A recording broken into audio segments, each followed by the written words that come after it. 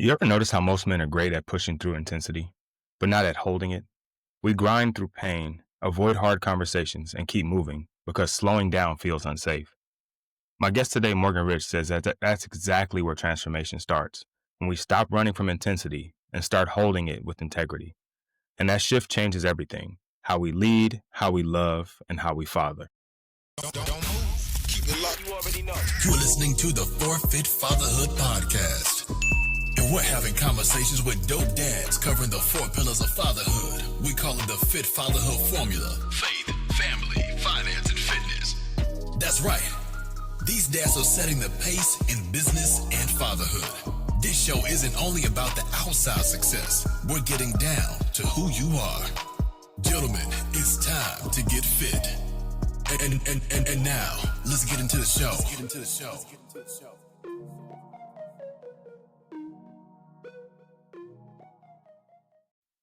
Welcome back to the Fit Fatherhood Podcast, a podcast for fathers by fathers, where we talk about the 4 pillars of fatherhood, which are faith, family, finance, and fitness.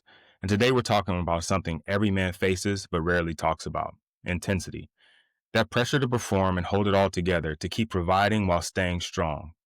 But what if strength isn't about control? What if it's about presence, honesty, and integrity? My guest, Morgan Rich, is the author of The Invitation Beyond and the creator of Threshold Coaching, Training for the Unknown. He spent over a decade guiding men, couples, and young adults through life's biggest transitions, from career shifts and breakups to midlife reckonings and quiet inner awakenings. In this conversation, we unpack why the old model of masculinity no longer works, how to hold intensity without breaking, and why honesty, especially in our relationships and fatherhood, is the most courageous thing we can offer. If you've ever felt caught between pressure and purpose, this one's for you. And I'm excited, man. This last role of guest has been phenomenal. I've been learning a ton, and I'm excited for this guest because I want to continue to learn and expand and grow, and break through thresholds, right? I want to break through some threshold moments myself. And so my guest today is Morgan Rich. And like I said, I'm excited. Morgan, how you doing today, brother? I'm doing so well. I'm honored to be here, my friend. And as we were talking in the intro a little bit, thank you so much for the work that you do in the world. You are making a difference for many, many fathers, many, many people, putting good energy out in the world and just holding a space that's, I think, so many men, so many fathers really need, and just opens their heart, opens their way of being better men. If I can be even a small part in somebody's journey to become a better father, then it's all worth it, right? Because I don't need to be acknowledged or recognized and saluted and high fived and like I don't need any of that, man. Not about that. I, Yeah, it's not my about that. my my job or my purpose is to take care of my girls. I feel like fatherhood is my calling, and I feel so strongly about that I want to help other fathers become better, just because I'm so like passionate about fatherhood that it's like I can't keep this all to myself. You know what I mean? I've got to share and expand as much as I can. Yeah, and I love that. I mean, inside of that, my friend, is a place of it shows your heart. It shows that sense of purpose inside of you, of that there is a driving force. If you know what it is to be a good man, you know what it is to be the father you know yourself to be, and what an incredible gift that is to your kiddos, for you to be connected and to be bringing that to the world. And again, a gift for all of us. So thank you for that way of being in the world, man. It's beautiful. Thank you. Thank you. Thank you. Well, enough about me. They know who I am. Morgan, tell them, tell them a little bit about yourself. Tell them who they're going to be listening to for the next hour. Yeah, it's so I am honored to be here and to have. I wrote a book, or I should say a book wrote me. Actually, a couple have. Launch Your Life was the first one, really about helping launch your life, about what is it to be a young man and make your way out into the world. And then last couple of years ago, a book came through called The Invitation Beyond: Reclaiming Healthy Masculinity.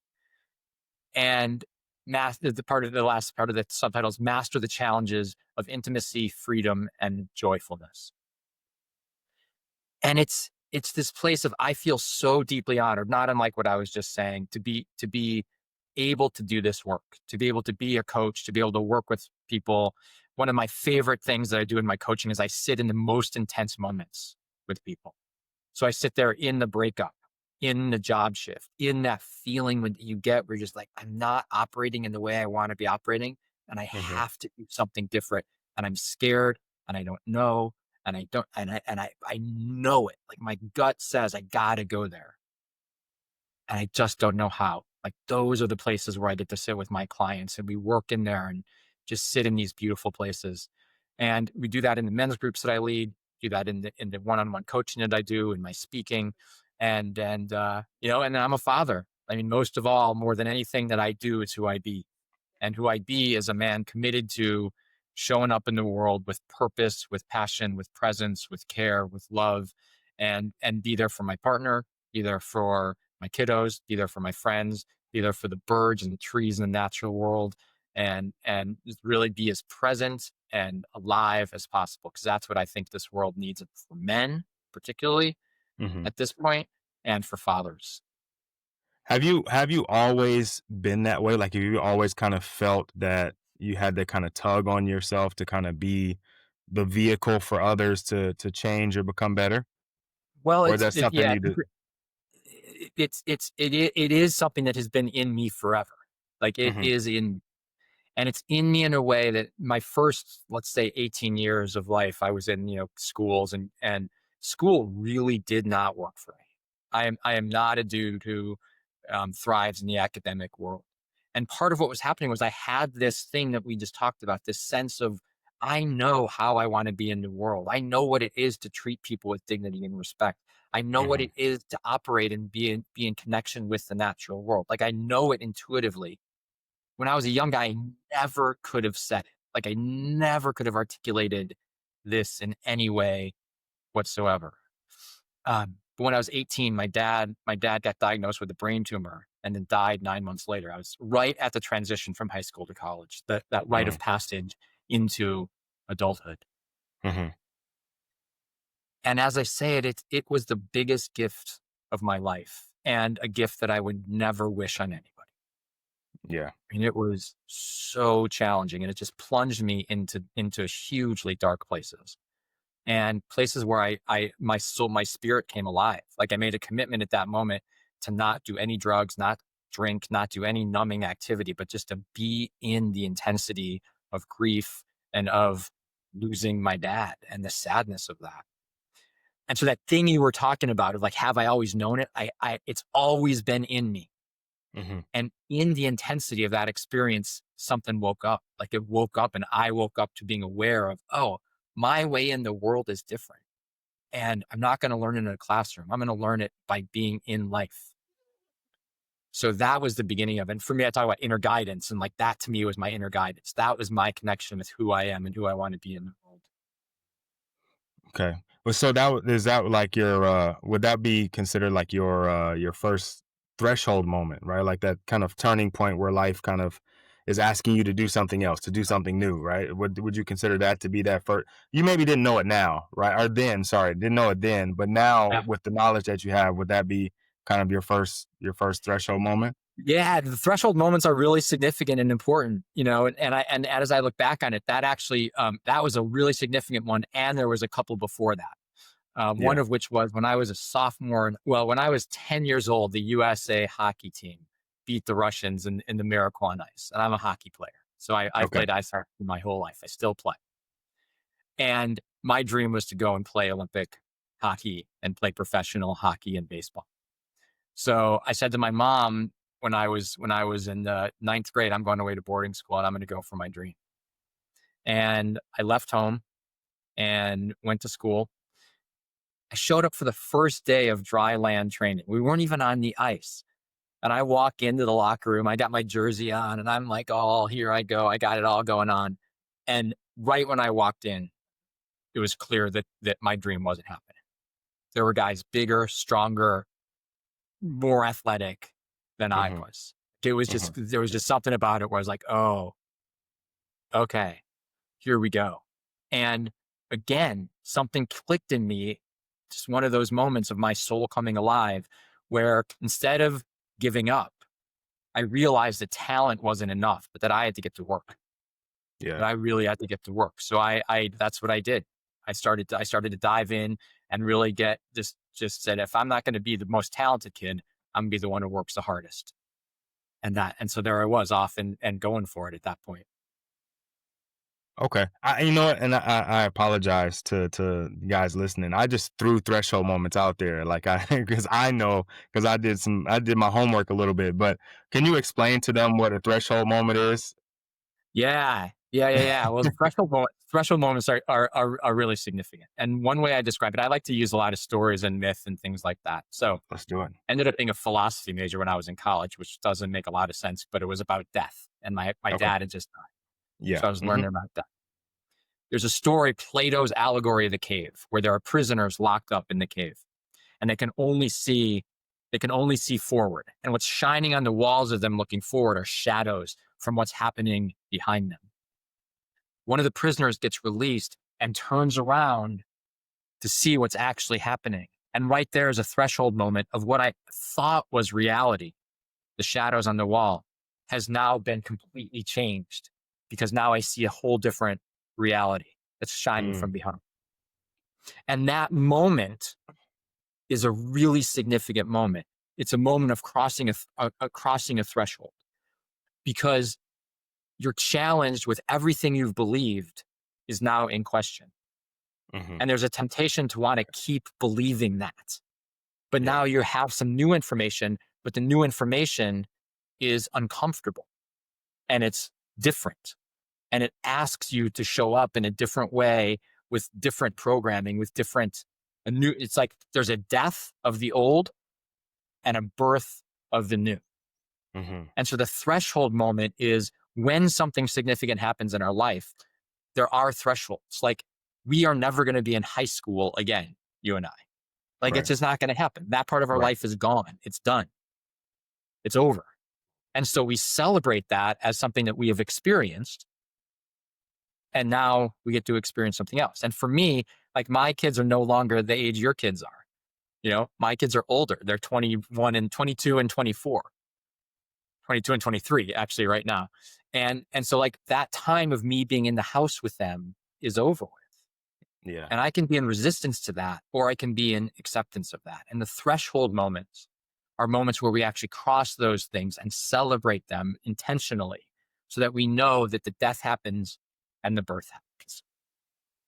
Yeah, you know, while you're talking about that, I was kind of thinking about my own fatherhood journey. And when I tell people, I always say like my matrix moment, right? Where like the time slowed down and I could grab the bullet, Yeah. right? Love it. Is when we found out that my wife was pregnant and you know she goes to take the test and she comes out of the bathroom and we had been together for almost 10 years at that point. So we had played this little am I pregnant limbo before, right? Yeah, right. Huh? So no big deal, go pee on the stick, come back out, we'll be good, right? Uh, but she comes out and she doesn't look the same, right? She got a completely different look on her face, and she says, "You're gonna be a dad." And the words are like, "You're going," like this. It's a whole world slows, yeah, right. The whole world slows down, and I would Yeah, say yeah. at that point, I was on the trajectory that I thought I was supposed to be on. I had worked my kind of whole career life to get to this point. I was in Major League Baseball. I was coaching professional athletes. I was at the top of the food chain, I thought, right? And Yeah. Yeah. I was on track to continue to move up. Like I had already had the conversation with my coordinator. The next year I was moving up. I was on track to be the big league guy in 2 years. Like I had the Mhm. conversation, we had it laid out. Like he's like, you do these things, and there's no way they can deny you. And then, and then those words come out, and immediately, I'm not looking at shadows anymore. I'm turning around, and I'm like, yeah, no, there's no way I can continue on this path is no longer my path. Like this is I'm completely at a I was at a I was a, there's no way I'm going back. That's literally what I said. There's no way I'm going back, right? Just like you talk about we're not going back to high school. There's no way I'm going back. I could fight it and try to like make it happen and make it work, but I just embraced it and leaned into it.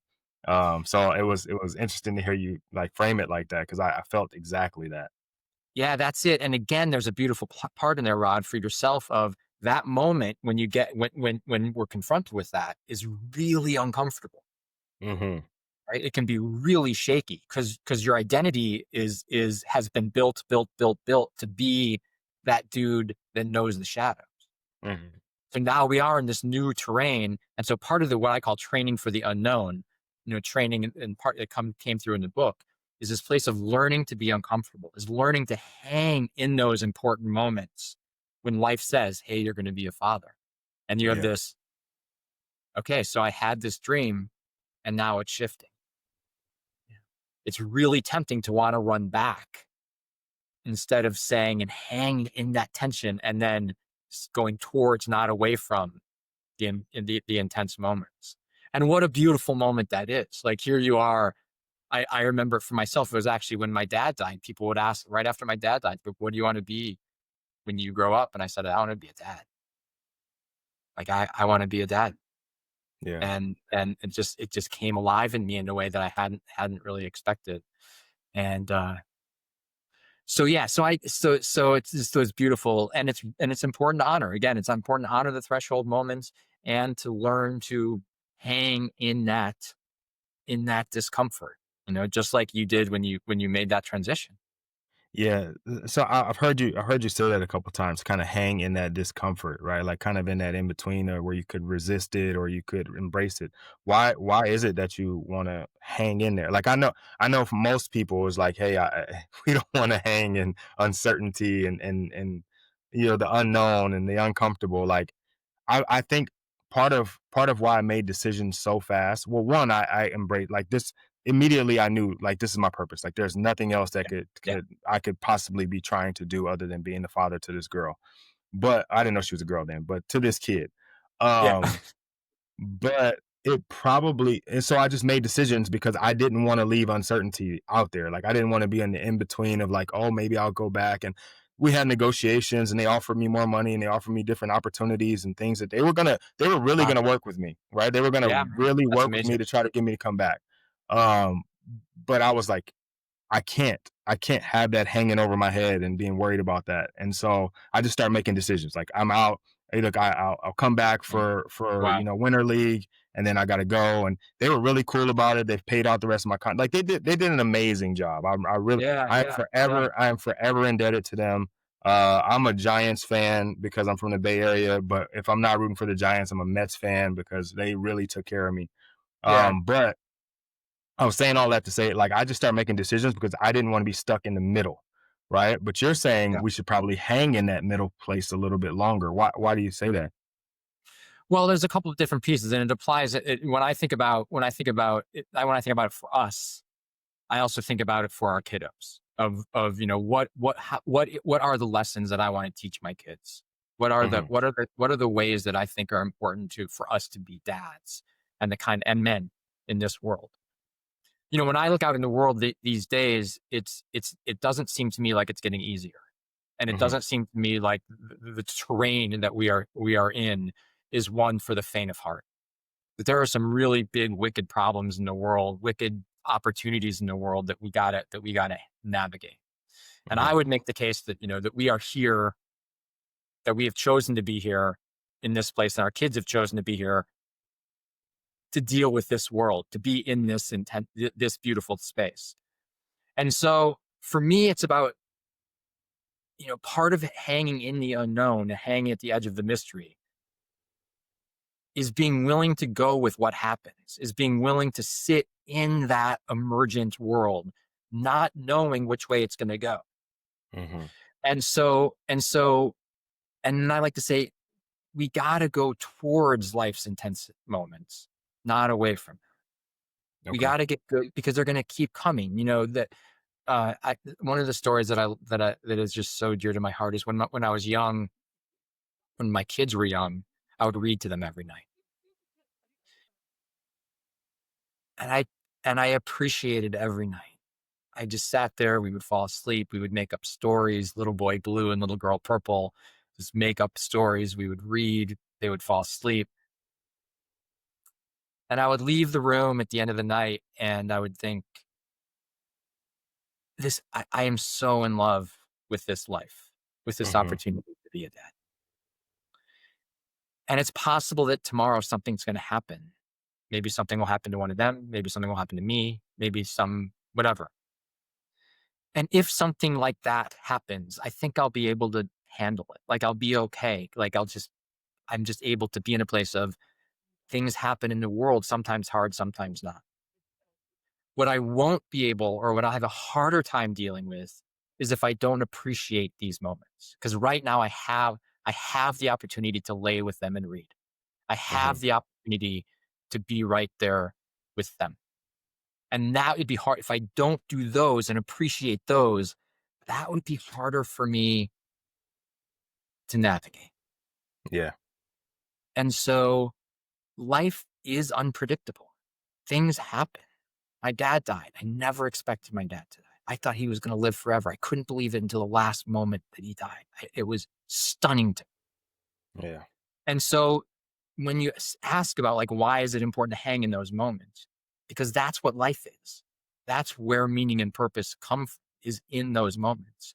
And when we're able to hang in there and sort of get out of our own story, get out of our own head and be with whatever happens, really, really interesting things start to happen. Like things start to break open. And I want for my kids to learn how, more than anything, I want them to learn how to be confident and clear and able to deal with the discomfort of life. And so that when things happen, they're able to that they know that they're okay.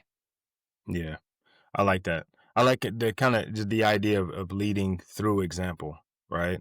And, typically the phrase is like lead by example, but I mean lead through example because they're present in the moment of the example actually happening, right? Like Yeah. not like it's an outside looking in is lead by example, right? We see you do something, and so, oh, okay, my dad took care of the bills. I'm gonna take care of the bills when I get older.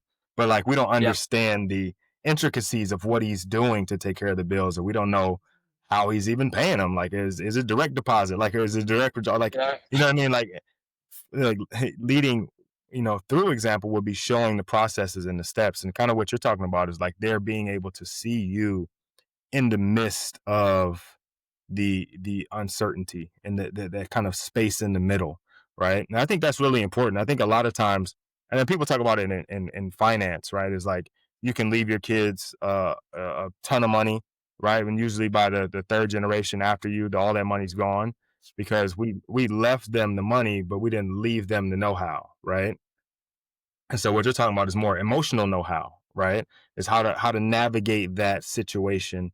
Instead of just fixing the problem, right? We teach them how to fix the problem, Yeah. right? Teach a man to fish, right? Like we're Yeah. teaching Yeah. them how to I, fish. Yeah. the quote I love is who you are speaks so loudly that I can't hear who you say you are. Mm, that Right? is Who good. you are speaks so loudly that I can't hear who you say you are. So we can think we're doing all kinds of crazy, what we're doing. But really, what we're teaching our kids is who and how to be in the world by who and how we are being in the Yeah. world. Yeah. There's a book by Stephen Pressfield, The War of Art, where he Perfect. talks about resistance, right? And kind of resistance being the thing that we all kind of shy away from, but the people who are successful in their fields or successful in their art, they don't see resistance as a deterrent, right? They lean into the resistance, right? Yes. And when we face resistance or when we start to feel more resistance, it's usually a sign of us needing to change, right? Like the end of this era is coming. So it's resistance because we're so comfortable here. Like going to that next thing is like, we don't want to do it, right? So we start to feel that resistance. And the book kind of details several stories, but it kind of lets you know or kind of alludes to the fact that you have to lean into that resistance, right? Absolutely. If there's somebody listening, and I'm sure there is, who's kind of in that in between space, right? Like he kind of knows something needs to change, but fear or resistance is kind of holding him back. And I've been there before, right? And so I'm kind of Yeah. asking for myself because I know I'll be there again. There's no Yeah. way. I'm too young to not be there again, right? Yeah. So what would you say is like the first step to kind of moving through that threshold or moving through that threshold the way that we want to, right? Because sometimes we allow these situations to change us and we aren't on the other side the person that we want to be, right? So I guess I would say, how do we move through that threshold with integrity? Yeah. essential, right? I mean, and just to name, I mean, there's a couple different things. One is that I do have a resource for your listeners at the end. They'll share more about it, but it's about your next courageous step. How do you do exactly what you're talking about? And I've outlined a little, a couple page document for the listeners at the end. We'll get there. One is that we are always changing. So that the man you were before transitions into a new man. So that we're always dying, becoming, dying, becoming, dying, becoming. And so just to name that feels really essential. It's not like going back to who I used to be. It's going forward to who I want to be. And in that, connecting to that inner guidance and the integrity is crucial. So here's what I did. I call it training for the unknown. And the way that this came about was we had a cabin on Forest Service land up in Washington State. And there's this beautiful creek that flows through it. I love playing in waterfalls. Okay. And so the water is cold, it's snow melt. So I'm like, well, if I'm going to get into the waterfalls and play around, I got to get used to being in cold water. Mm-hmm. So this is about being uncomfortable. And how do we be uncomfortable? And then those adversity moments.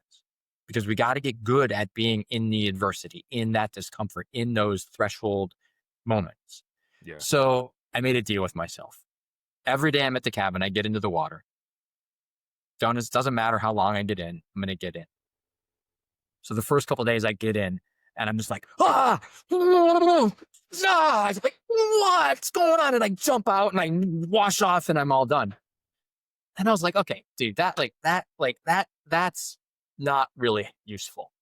Right. And I caught this thing of what I got to do is when I'm in there, have a moment of calm where my nervous system says, okay, my friend, you're okay.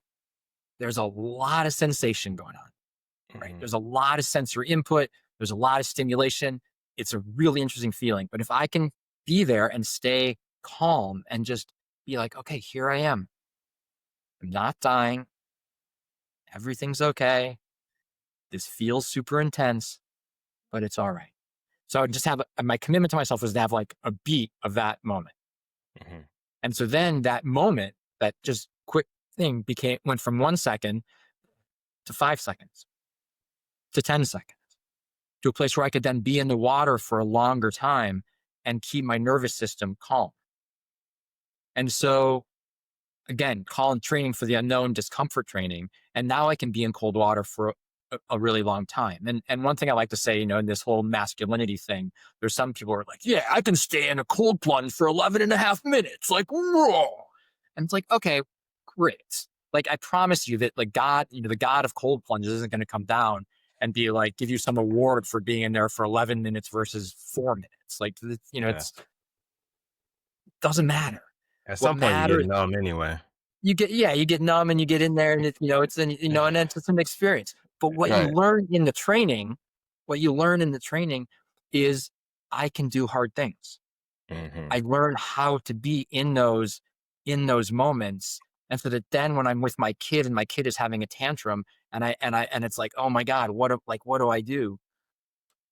Again, all it is sensory input. All it is information that's flooding my system with a lot. And I now have the training because of this other thing, because of my cold water stuff, to be able to hang in there and get curious instead of freaking out, instead of being like, whoa, oh God, he's having a tantrum. What do I do? Just be like, okay, interesting. Here we are. I got this. Everything's okay. Like everything's okay. So to me, that's the way that I often teach it in my coaching and my work is to say, like, stand in the shower and just make the water a little bit colder. You don't have to go all the way. You don't have to stand there for 5 minutes. Make it a little bit colder. Feel what it feels like in your body. Be really present with what it actually feels like, not what your brain is saying it is happening. And then allow that to be interesting. And then as soon as it's like you have that moment of calm, turn it back to your comfortable temperature and be there. And you have the gauge right there. Yeah. Yeah. That's a good way to do it, right? To kind of inch your way into it, right? You mentioned masculinity a second ago. And I've seen it. You kind of write and you speak about the old model of masculinity, right? Like, Yeah. and how it doesn't work anymore, right? Yeah. So maybe not what's the new model of masculinity, but what does healthy masculinity look like? Like what is versus what we used to do, which is like dominate and shut down or Control. control, those kind of things, right? Like what does new masculinity or healthy masculinity look like? Yeah. I love it. Right. And it relates to everything we were just talking about. It Yeah. relates to being able to hang in those moments because the old paradigm, is that we're going to be tough and we're going to be, man up, and that's strength.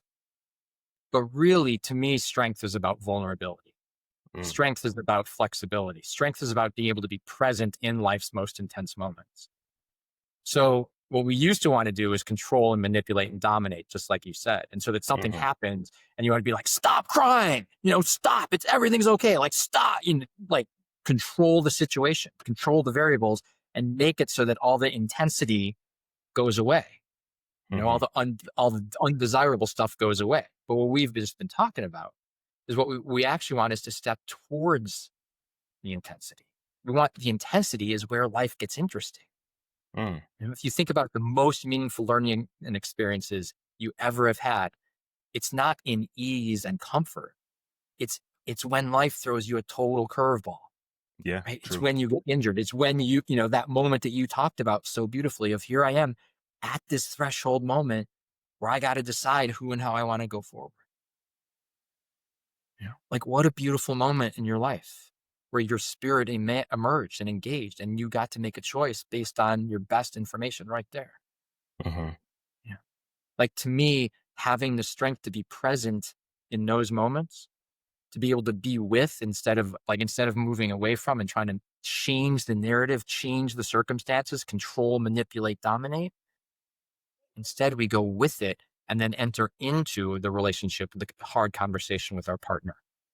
yeah, The uncomfortable conversation about sex with our kids. I remember in a recent episode, you were talking to someone about like, how do we have those yeah, conversations? yeah, Like they're yeah, important conversations. I never had those conversations, right. Me either. but how to be in those and have meaning like that to me, that's healthy masculinity is being in the unknown and being able to be really right there and show up like that strength from where I Yeah. sit. Yeah, you touched on something in that I read from you that I think is important to kind of note, right? Because we said hang in there, right? But you say it a little differently. We talk about like holding intensity without breaking, right? Like Yeah. staying in that kind of intense moment without breaking. What is that like breaking it into fatherhood? Like what does that look like for a guy who's trying to balance I guess the normal pressures, right? Work, life, family. You got all the things that are happening at work, all the chaos that work brings. You come home, you got as much as you love it, you have all the chaos of your house. And then in between that, somewhere when you give yourself space, you have all the things that are going on with you, right? We're getting older, we're getting, we don't heal as fast. We got little Totally. aches and pains and sicknesses and things are coming up, right? Like so when you say hold the intensity without breaking, what does that look like, I guess, in practice for us? What is it that we should be doing, or how do we effectively do that? Yeah. Yeah. Love the question. So for me, I begin each day with a meditation practice. So I begin each day with some mindfulness, and it looks a little bit different every day. Well, not every day. It looks a lot the same, and then some days it looks really different. Just Okay. depends. Sometimes I'm Yeah. lying in bed. Sometimes I get up and sit in meditation. Some days I go for a walk. But the purpose of it for me is to connect into what I call the man I know myself to be. And we've already talked about this. We've talked Hmm. about the place of the inner guidance, that place of knowing self, of knowing my unique way in the world, knowing what it feels like to operate in the world, to be the father I know myself to be the partner I know myself to be the friend and connected. Like I know what that feels like. Now, I think one of the crazy things, at least for me, and I found it in a lot of people, is that I can easily forget. Like I can forget what it actually feels like to be who I want to be in the world. Hmm. And so part of my morning meditation and part of my mindfulness is I actually go find the way I say it is I go find my guy. I go find that expression, that feeling of Mm, knowing what it is to be me in the most beautiful way. And I imagine my that guy, that feeling, sitting by a creek. And so in my meditation, I wander through the forest, kind of pull back the foliage, and then find him. And he's sitting there and he's doing whatever he's doing, enjoying the water and the sound and the beautiful crispness of the morning. And I start to inhabit, I start to feel like, okay, what is it to feel like I am being who I want to be with all the crazy things, right? With work and everything going on in a day, right? All the stuff you mentioned. Like, okay, so here's home. Here's home. Here's home. And then I kind of wander through my day gently, not each moment, some days, but mostly just wander through my day feeling like, okay, how is it going to feel to stay home and in integrity with myself? And knowing that I probably won't succeed in handling every moment in the way that I want to, you know, yeah. but I want to live as many moments as I possibly can connect to that feeling as I do.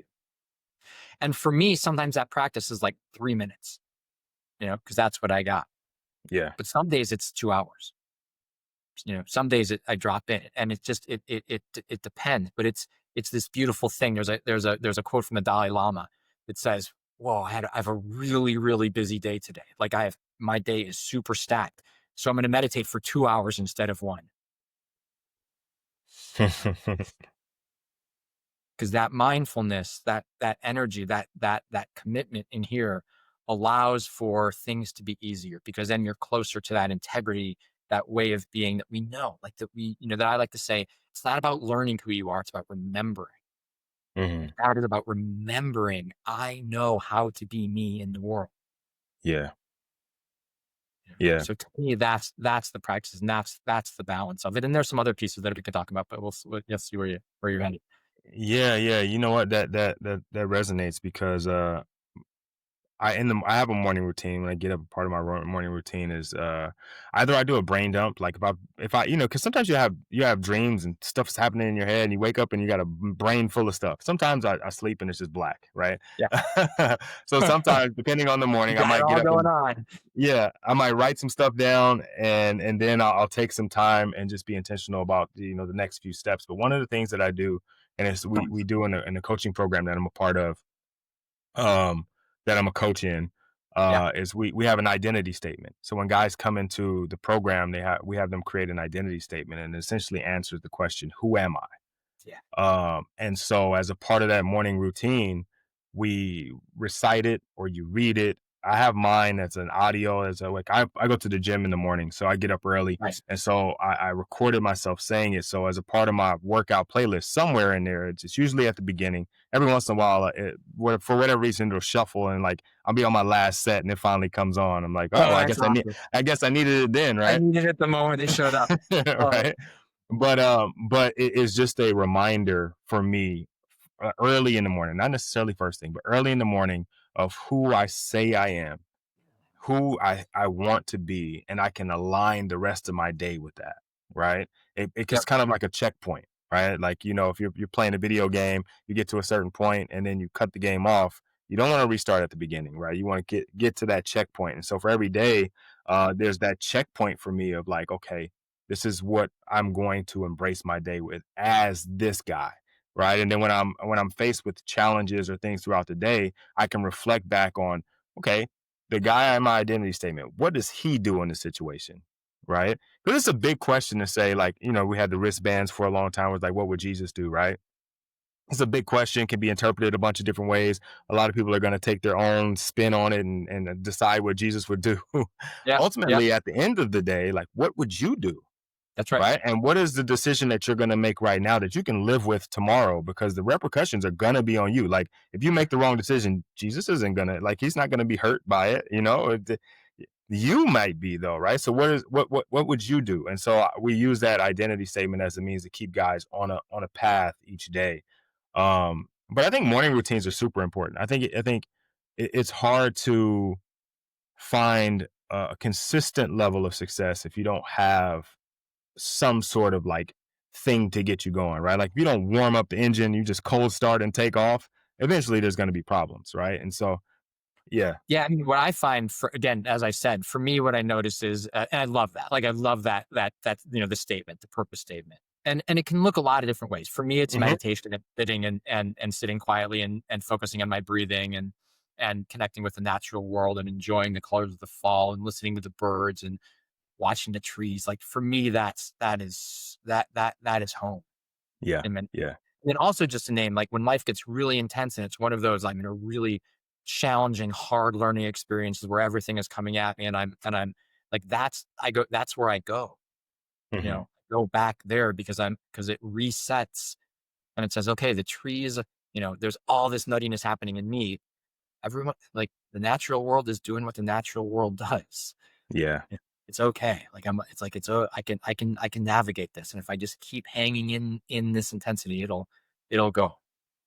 Yeah. But if I don't, what I found for myself is that if I don't revisit that statement, that guy every day, I just get a little further away and a little further away and a little further away. And then a week, a month later, I'm off track and I'm not operating in the way I want to be operating. And Hmm. I find it's then harder to get back, you Yeah. know? So the discipline of having there be a check-in every day. And I don't do it every day, but pretty close. Yeah. Um, now I've gotten, and now I can do it faster because I'm, now, I imagine you, like when you hear this Yeah. purpose statement, you're just like, you can just grab it pretty Yeah. fast, Yeah. Yeah. Yeah. and I can get, and for me, again, I get back to the feel, like the inhabiting, like I marinate and I get in and I feel like I let it, I imagine my cells opening and calibrating to that. Okay, there it is. There it is. That's how I want to be a dad today. That's Hmm. what it feels like in my body. And then I'm like, okay, so let's see how I do. Let's see how I do today. Yeah. Yeah. And here's I think something that's important too. Like even though you're doing that and you're connecting, and I do my identity statement and I'm aligning or whatever, there's also this level of grace that comes along with it, right? It's like you're like the world is going to do what the world does, right? And so we have to have like, even though I've said this thing and this is the person that I'm going to be, I still exist in a world where I don't have a lot of control over all the things that are happening, right? And 100%. it's not Absolutely. gonna, just because I did this perfect morning routine, quote unquote perfect morning routine, that doesn't mean the day is gonna be perfect, right? Like it, and I have to be okay with that. And what actually helps with that is that morning routine, right? Like that thing, like that meditation creates space so that you're responsive and not reactive, right? Like me getting in alignment with who I say I am allows me to, when I face adversity, to go, hey, I've already gone through who I am and how I'm going to react to these things. And so when they happen, yeah, okay, all right, you know, we'll roll with the punches. We'll do what we have to do to continue to move forward. That's not ideal, Yeah, but we're going to make the best of the situation, and tomorrow we get better. absolutely. I mean, that's it. Cause it, and that's, again, we've talked about the place of like going towards life, not away from it. Yeah. We aren't trying to make things easy, and we aren't in some illusion that by doing a morning practice, everything is going to be, peaches and roses. It's like, no, Right. actually the world is dynamic. In the natural world, spiders eat other insects. The Yeah. leaves every single year die. They fall off the trees and die. There is a cycle of life and death and death and life. Hmm. Forest fires are regenerative and really, really important and healthy for the forest. But it's not that it's not intense. Yeah. It is intense, and things happen in life that we can't control. So it's about being able to be with them in that, right? That's the hanging in intensity place of knowing those are going to happen. And when they do, they're like, all right, welcome. Here I am. Here I am. I Yeah. knew this would happen. And, the kid's having a tantrum, the kid's having a hard day, the kid got, my kiddo, got broken up with or failed a test or, hurt their knee or whatever. That stuff happens. Yeah. And when we're present and with ourselves, then it's like, it allows it to be a learning experience instead of a freak out. Yeah. I think that's the biggest thing, right? Is that reframing or refocusing your attention, right? And instead of things being a freak out, right? Instead of losses being losses, they become lessons, right? Instead of obstacles, they become opportunities, right? That's tough at times, depending on what it is that's happening, right? But that's kind of what being present is all about, right? And not only being present in your family's life or being present in the world around you or being present in your body, but being present just in general, right? It's kind of like that idea of being almost similar to what I said about meditation giving you the space to respond instead of react. Being Totally. present is like being rooted, right, instead of react. Like you're grounded in the things that are now, right? You're present on purpose with purpose. Yeah. um what do you think is something that fathers can do, or maybe I guess maybe it's a practice, right? Like meditation is a practice, right? It's not something you do, it's something you practice because it's not like Yeah. you're perfect at it every time. Absolutely. What is it something that they could maybe practice at home, especially in these moments of conflict or chaos or of intensity? What is something that they can maybe do in the moment, right? In the heat of the moment or in the midst of the fire. Um, what would you suggest for them? Yeah. It's about getting present. All right. It's about practicing that muscle of how do I take a deep breath? If I have to, again, I heard in other episodes, you had this beautiful thing of like, hey, I've got about 3 minutes in me, and then I need to tap out, right? Because like the Yeah, kid's having a hard time, I don't want to lose it, and so it's about being able to be right there and ask for what you need, and take the deep breath. Take the deep breath, take care of yourself, and get present with what's happening. Now that's easier to do when you have this morning practice. When you practice that outside of life's intense moments. And for me, what I do is I go play ice hockey. And mm, when I play ice hockey, there are a lot of intense moments when I have the puck and someone's coming at me. There's a moment of, okay, how do I react to this? And I can I can get real like tight in my hands and kind of, like again, react. What I'm learning to do in that playful place that I like love doing this, I'm learning to stay calm. I'm learning to keep my hands calm. And so that mhm. then when someone comes at me, I have more maneuverability. I have no, I'm more intuitive in myself. So I practice outside of the moment so that then when I'm in the moment, I can access it quicker. Yeah, So that feels really important. But in the moment, you take a deep breath, you ask for what you need, and you just, presence. Like it's about, being really present right there. And you learn, is there something that you need to do for yourself in that moment to help you navigate it? We each will be a little bit different. For me, it's breath. For you, it might be something else. yeah, yeah. And I think that's something that we don't allow ourselves as men to do, is to get in touch with ourselves, figure out what it is that we actually need. And a part of that is probably because we're still subscribing to the old idea of masculinity, right? And that's not something men do, right? We It's want to not. control, dominate, and change the narrative so that we don't have to actually be with the feeling or be with the experience. So as we get good at being with the experience, then that old need to control it and change it, it just goes away. Yeah. Yeah, it's something I learned just recently. Is it, and it's in regards to your children. Is if you teach yours, this is the quote: is you teach your son to fix a problem, instead of feel it, then they'll they'll learn your pain, but they won't learn your progress, Mm. right? Like they know what to fix, right? Like when we feel this, we fix it, but they don't understand the process to get it fixed, like what it is that you had to do. And this is a little bit more kind of like what we talked about earlier, is allowing them to be a part of the example, right? Leading through example, not by example.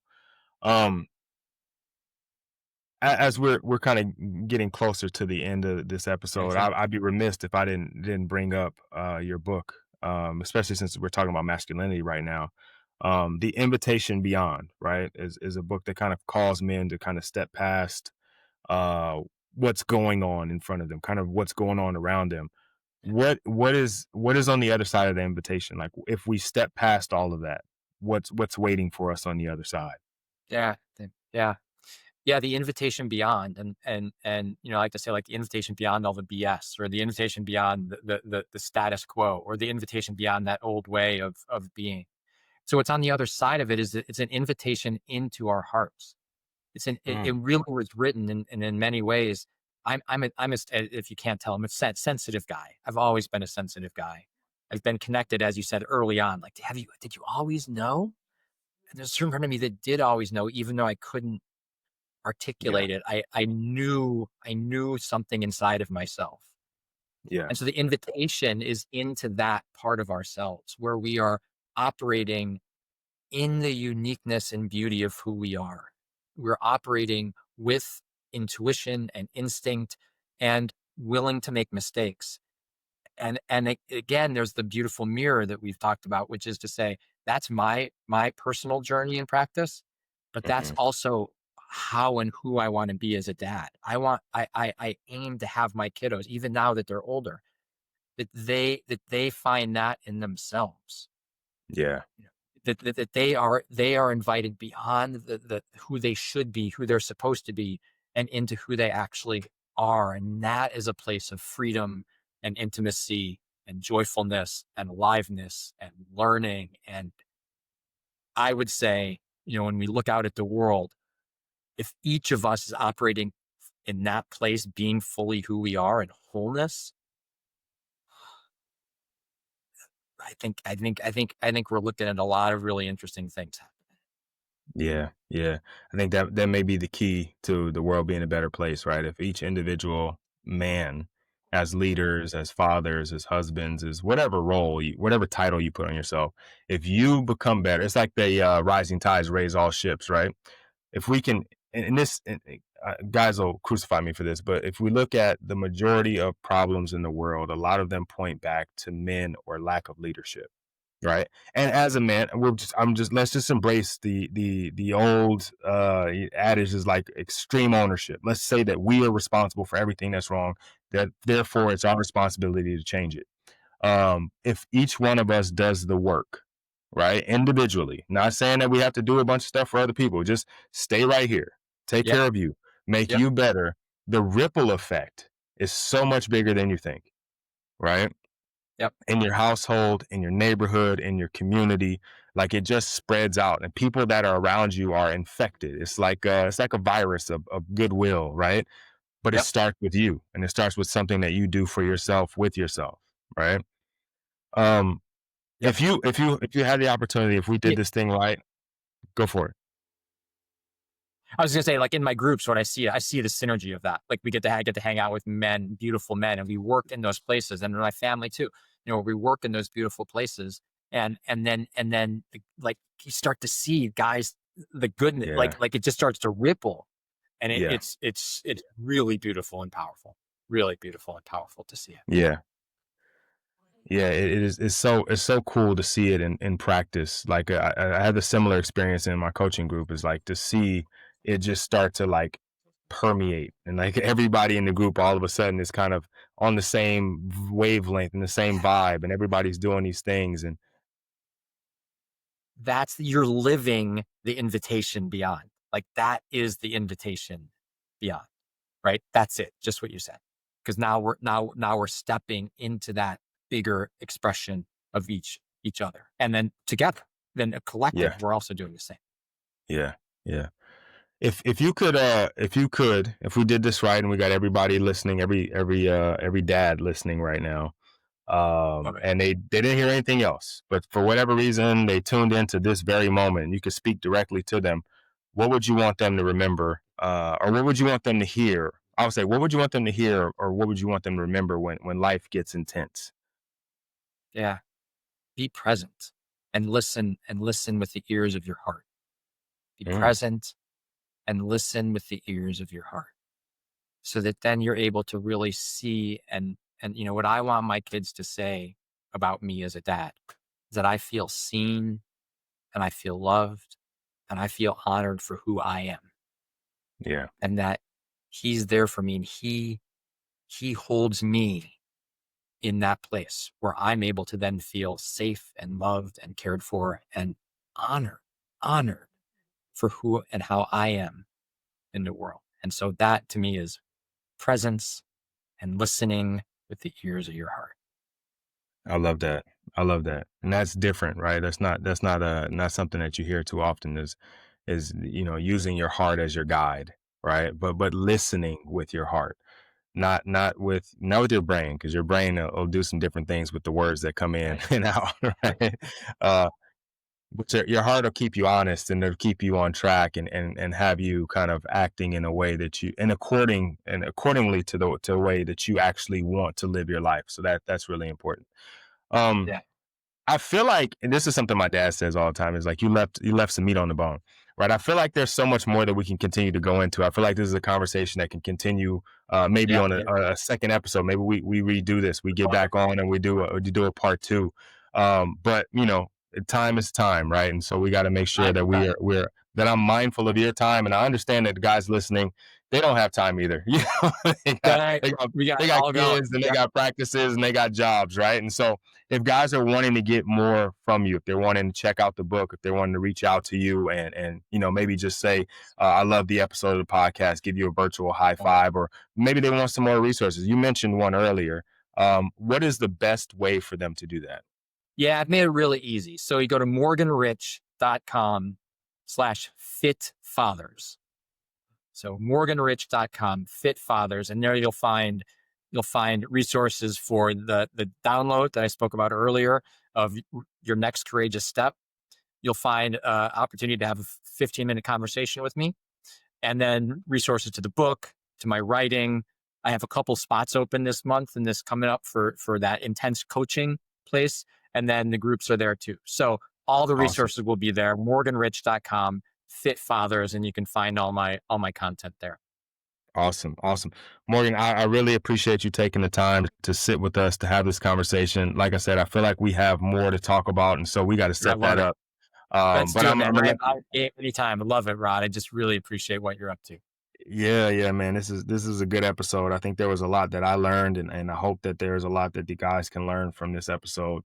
And I look forward to talking to you soon. But I want to say thank you, because I don't think enough times we give each other flowers, right? I really, really appreciate the work that you do. I appreciate what it is that you're doing for men, for fathers, for leaders, for relationships, right? Because when we get better, they get better. And so I really, really appreciate you taking the time to share that with us. And that's not just for the podcast. I'd say that to you if I ran into you on the street. I Right. really, Thank you. really appreciate it. Thank you. Thank you so much. Thank you. Thank you. Appreciate that. Yeah. Absolutely. All right, brother. Have a good day. And fellas, You're welcome. I'll talk to you soon. Man, that conversation with Morgan hit deep. Too often we think strength means holding it all in. But as Morgan said, real strength is being able to stay present when life gets intense. If this episode resonated with you, share with another dad who's walking through his own threshold moment.